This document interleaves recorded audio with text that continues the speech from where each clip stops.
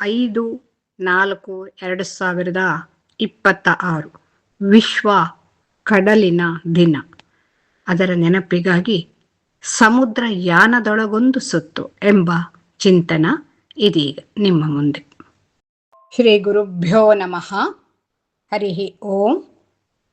ಗೀತಾಜ್ಞಾನ ಯಜ್ಞದ ಸತ್ಸಂಗದಲ್ಲಿ ಪ್ರಸ್ತುತಪಡಿಸಿದ ಚಿಂತನದ ವಿಷಯ ಸಮುದ್ರ ಯಾನದೊಳಗೊಂದು ಸುತ್ತು.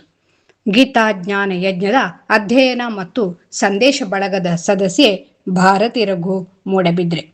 ಸಮುದ್ರವಸನೆ ದೇವಿ ಪರ್ವತಸ್ತನ ಮಂಡಲೆ ಎಂದು ಬೆಳಿಗ್ಗೆ ಎದ್ದ ತಕ್ಷಣ ಸಮುದ್ರವನ್ನೇ ವಸ್ತ್ರವಾಗಿ ಧರಿಸಿದ ದೇವಿಯೇ ಎಂದು ಪ್ರಾರ್ಥಿಸುತ್ತೇವೆ.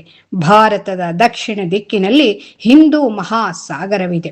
ತಾಯಿ ಭಾರತಿ ಸಮುದ್ರದಿಂದ ಪಾದಗಳನ್ನು ತೊಳೆಸಿಕೊಳ್ಳುತ್ತಾಳೆ ಎಂಬರ್ಥದ ಶ್ಲೋಕವು ರತ್ನಾಕರ ಧೌತ ಪದಾಂ ಎಂಬುದಾಗಿ ಆರಂಭಗೊಳ್ಳುತ್ತದೆ. ಕಡಲು ಎನ್ನುವ ಪದಕ್ಕೆ ಅಂಬುಧಿ, ಜಲಧಿ, ವನಧಿ, ವಾರಿಧಿ, ಶರಧಿ, ಉದಧಿ, ಸಿಂಧು, ಸಮುದ್ರ, ಆರ್ಣವ, ಮುನ್ನೀರು, ರತ್ನಾಕರ, ಸಾಗರ ಮುಂತಾದ ಪರ್ಯಾಯ ಪದಗಳಿವೆ.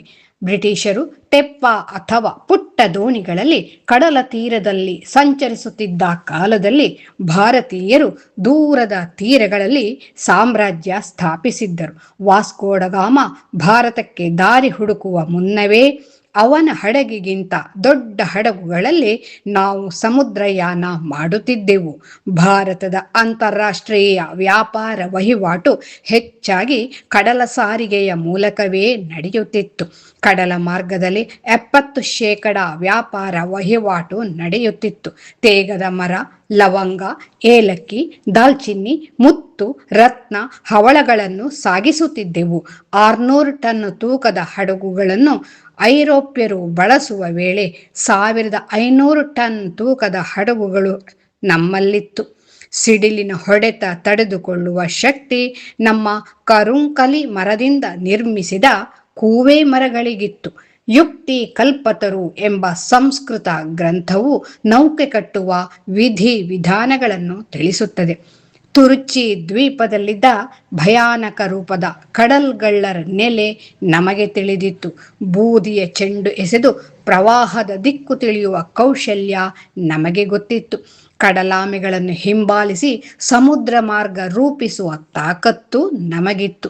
1919 ಏಪ್ರಿಲ್ 5ರಂದು ಮುಂಬೈಯಿಂದ ಲಂಡನ್ಗೆ ಮೊಟ್ಟ ಮೊದಲ ಸಮುದ್ರಯಾನ ನಡೆಯಿತು.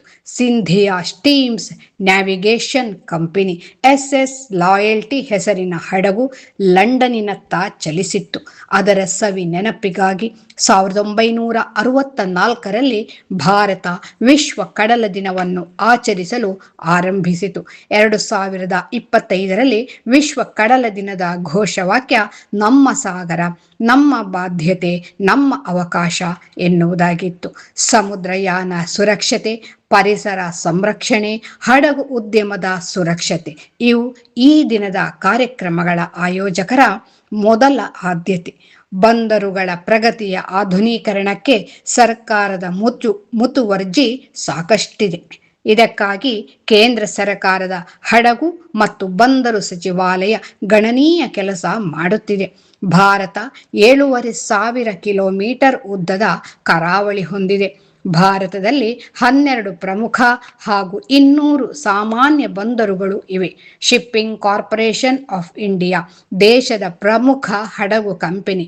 ಒಳನಾಡು ಜಲಸಾರಿಗೆ ಹಾಗೂ ಹಡಗು ಮರುಬಳಕೆಗೆ ಸಂಬಂಧಿಸಿದ ವಿಭಾಗವೇ ಇದೆ.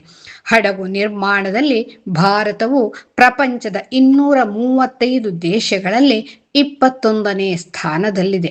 ವಿಶ್ವ ಕಡಲ ದಿನದಂದು ಭಾರತದ ಕಡಲ ಉದ್ಯಮ, ವ್ಯಾಪಾರ, ಭದ್ರತೆ ಹಾಗೂ ಪರಿಸರದ ಸಂರಕ್ಷಣೆಯ ಪ್ರಾಮುಖ್ಯತೆಯನ್ನು ಅರ್ಥ ಮಾಡಿಕೊಳ್ಳುವ ಕೆಲಸ ನಡೆಯುತ್ತದೆ.